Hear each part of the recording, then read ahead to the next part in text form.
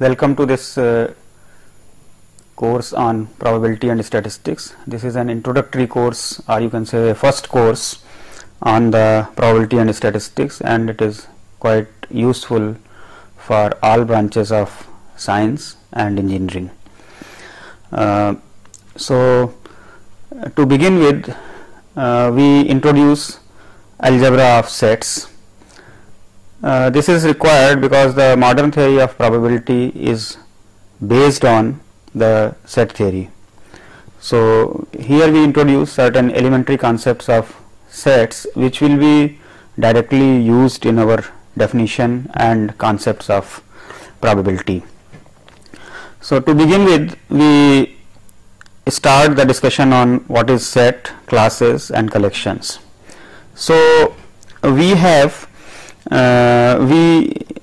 start with a universal set, let us call it omega, and then we also have the usual notation for the empty set as phi.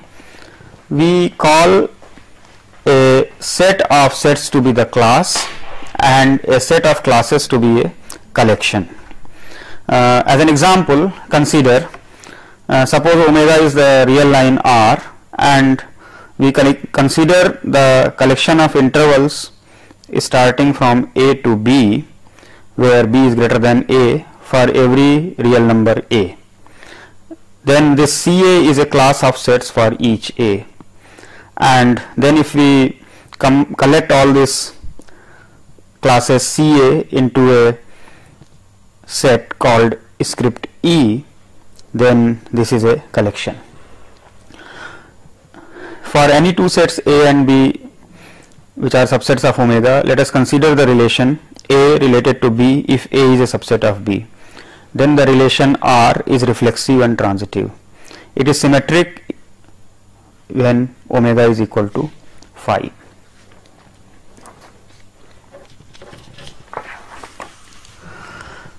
We introduce some further conventions and notations.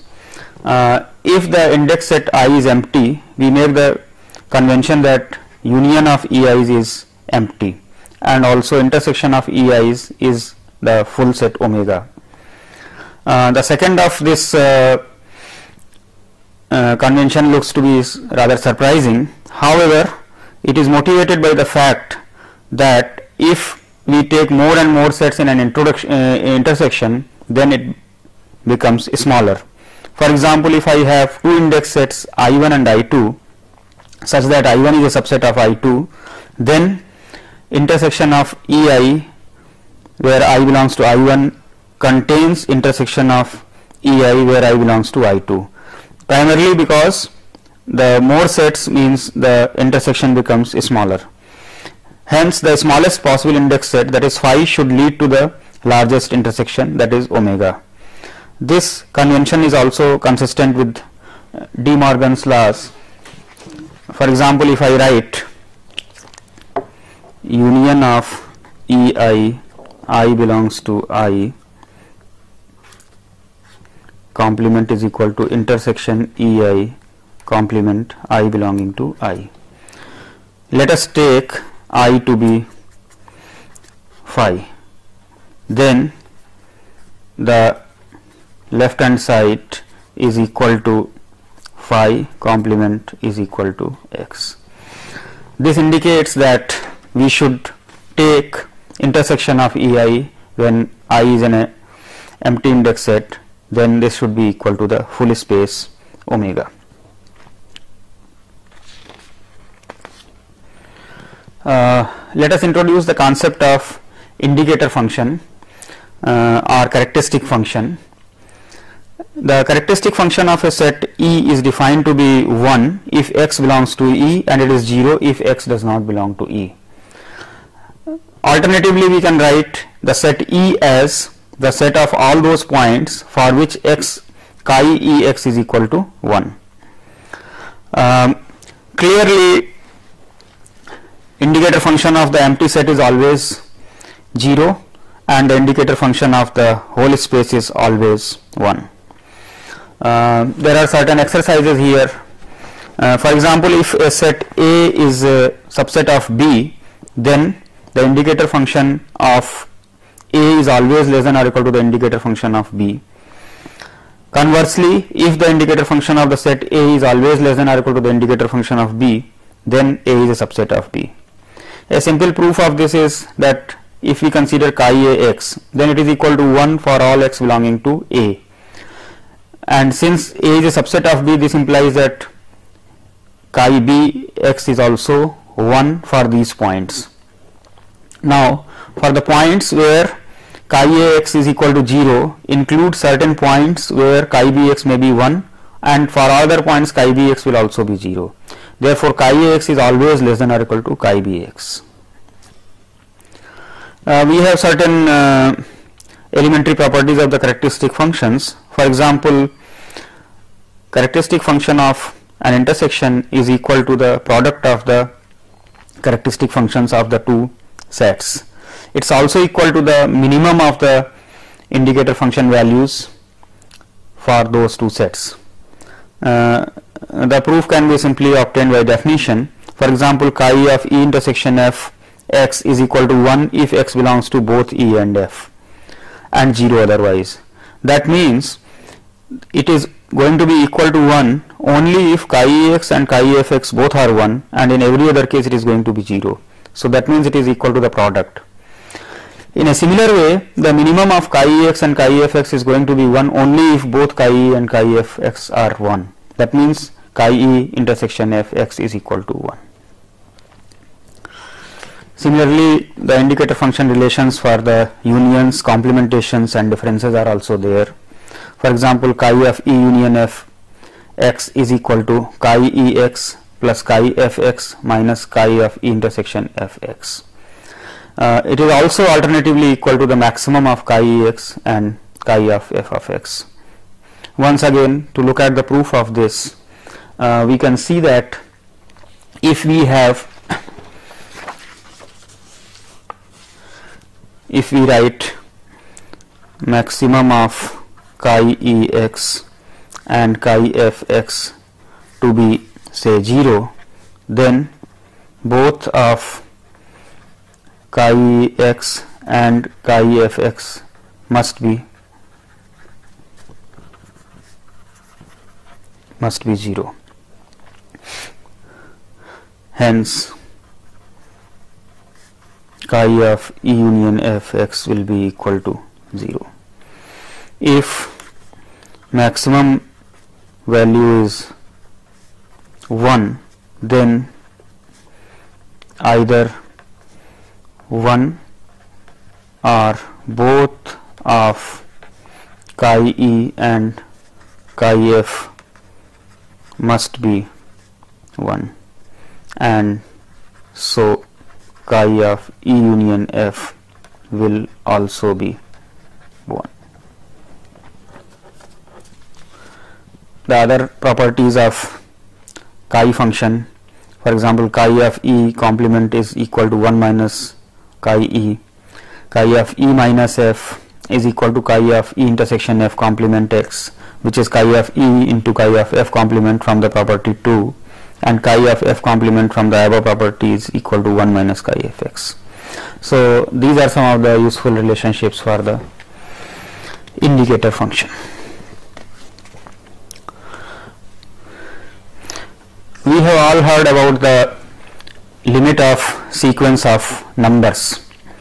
For example, you easily understand that limit of an is equal to a if for every epsilon greater than 0 there exists capital N such that modulus of an minus a becomes less than epsilon whenever n is greater than or equal to capital N. This shows that the sequence an is closer to the number a, the values of the sequence n become closer to the number a as n becomes large. However, the similar concept is not available for the sequence of sets. Here we define it in a slightly different fashion. So, in order to introduce the concept, we introduce the concept of lim sup of En and lim inf of En, or called limit superior of En or limit inferior of the sequence En. So, consider a sequence of subsets of omega called En, we define E upper star is equal to lim sup of En, which is equal to the set of all those points which belong to infinitely many values of n. What does it mean?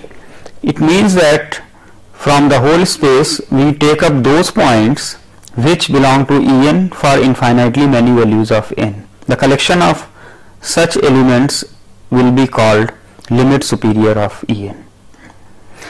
In a similar way, we define limit inferior of En called E lower star. It is the collection of those elements of omega which belong to all except maybe a finite number of values of n. That means they belong to almost all the values of En except maybe for a few of them. If E upper star and E lower star are the same sets, then the common value is called the limit of En, and we say that the limit of the sequence of sets exists. By the definition, it is clear that in general we will have E lower star as a subset of E upper star, primarily because if X belongs to E lower star, then already we are committing that it is belonging to infinitely many values of n, because it is belonging to all except a finite number. That means definitely it is belonging to infinitely many values of n. Therefore, in general, E lower star is always a subset of E upper star. When it is equal, we say that the limit exists. Let us consider some simple examples of application of the concept of the limit of sequence of sets. Consider, for example, En set defined to be an open interval 0 to 1 minus 1 by n for n is equal to 1, 2 and so on. Here if we calculate the limit inferior, then if you consider any point in the interval 0 to 1, then since 1 by n goes to 0 as n tends to infinity, for every number a between 0 to 1, we can find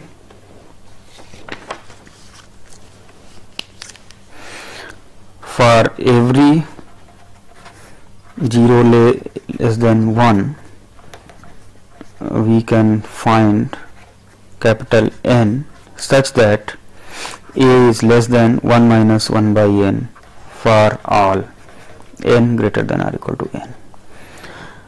This shows that A will belong to the interval, A will belong to E lower star. This also shows that A will belong to E upper star.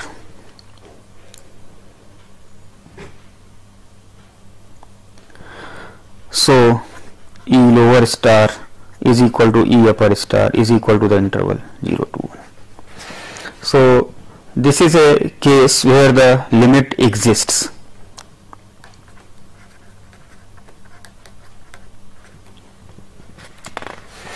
Let us take another example, the sequence of closed intervals from 1 by n to 1 minus 1 by n for n is equal to 2, 3 and so on. Once again, if we utilize the argument as given in the example 1, if we consider any element a between 0 to 1, then after a certain stage it will belong to the set En for all n greater than or equal to some capital N. Therefore, once again the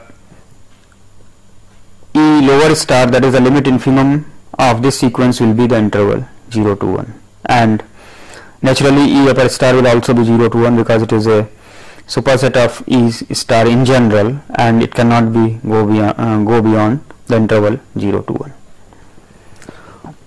Notice that here the point 0 itself and the point 1 itself do not belong to E lower star or E upper star, because for no value of n these points belong to the set.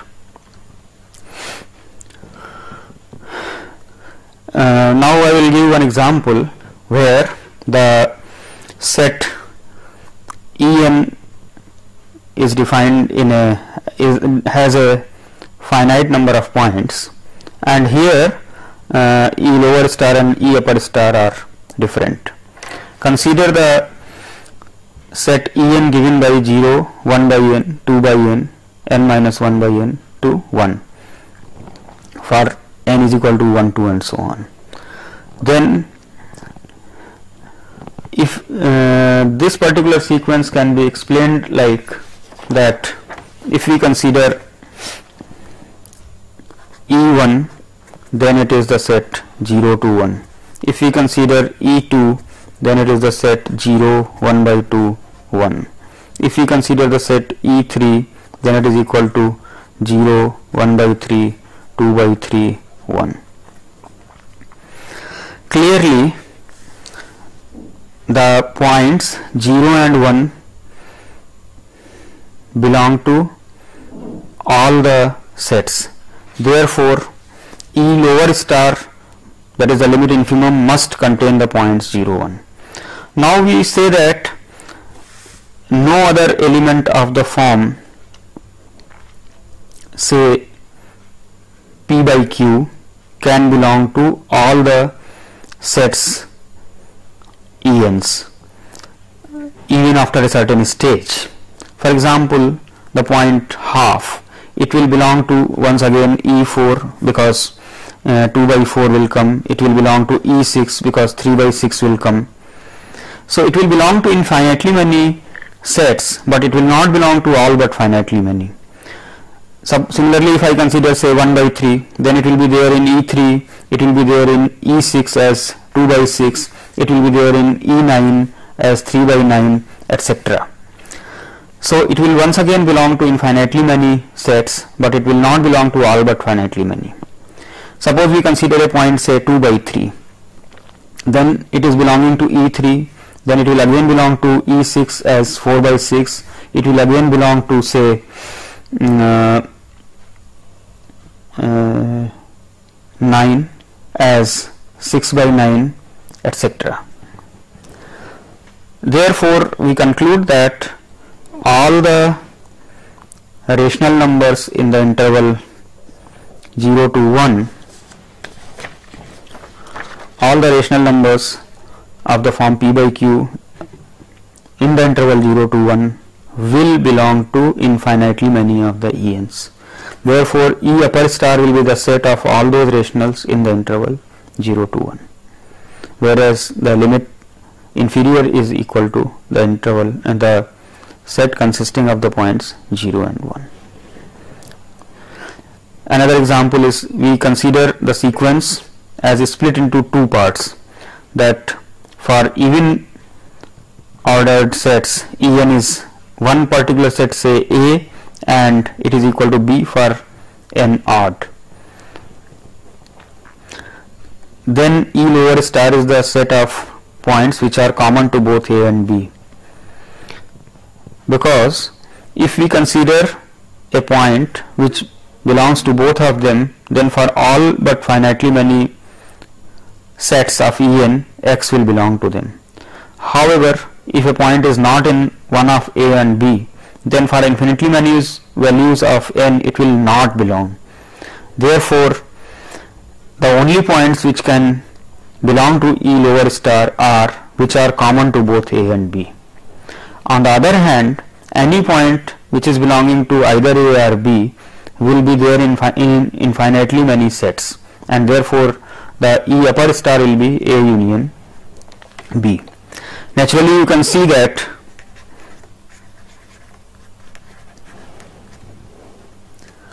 E lower star is equal to E upper star if and only if A is equal to B.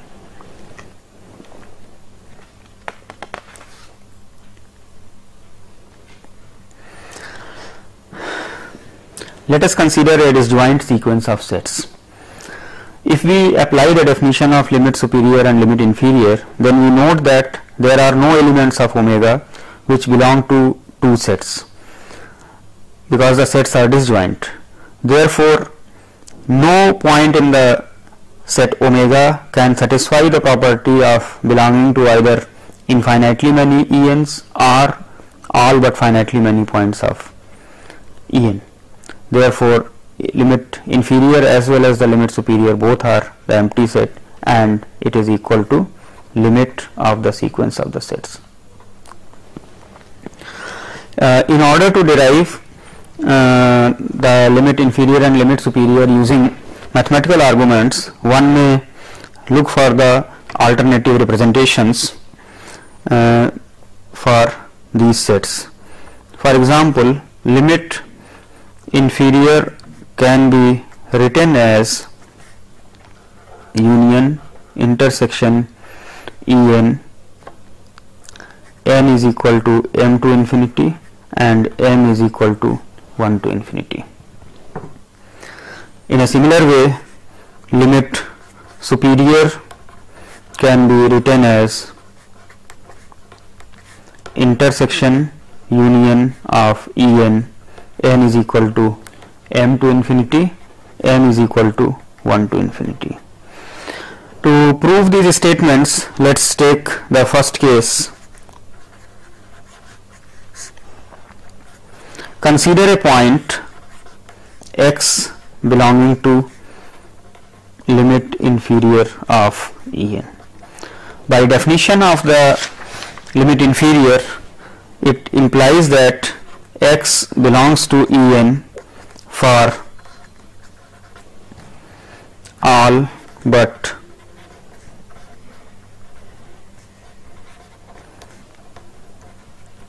finitely many values of n.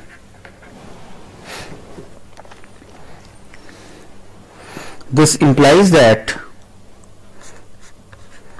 from a given m onwards, x will belong to all the sets En. That means x will belong to the intersection of En, n is equal to m to infinity, for some m is equal to 1, 2, etc. Clearly, this implies that x belongs to union intersection En, n is equal to m to infinity and m is equal to 1 to infinity. On the other hand, if we take x belonging to union m is equal to 1 to infinity intersection n is equal to m to infinity En, then this statement implies that x belongs to intersection of En for some m is equal to 1, 2, etc. Now this statement once again implies that x belongs to En for all but finitely many values of n, which was actually the definition of limit inferior. Therefore, we have both way implication for all the statements, and this proves that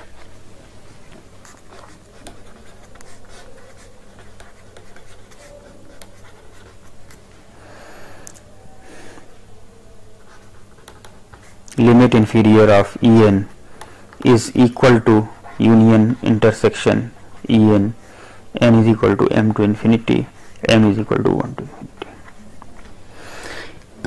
If we apply the same argument for the limit superior, then we get that if x belongs to intersection union En, n is equal to m to infinity, m is equal to 1 to infinity. So I am taking the right hand side first. Now this implies that x belongs to union En, n is equal to m to infinity for every m is equal to 1, 2, etc. Now if we say that x belongs to the union starting from every m, howsoever m large may be, this definitely implies that x belongs to infinitely many values of n, because if it was belonging to a finitely many values only, then after a certain stage x will not belong to the union of En's. However, it is belonging for every value of m. This means that x belongs to En for infinitely many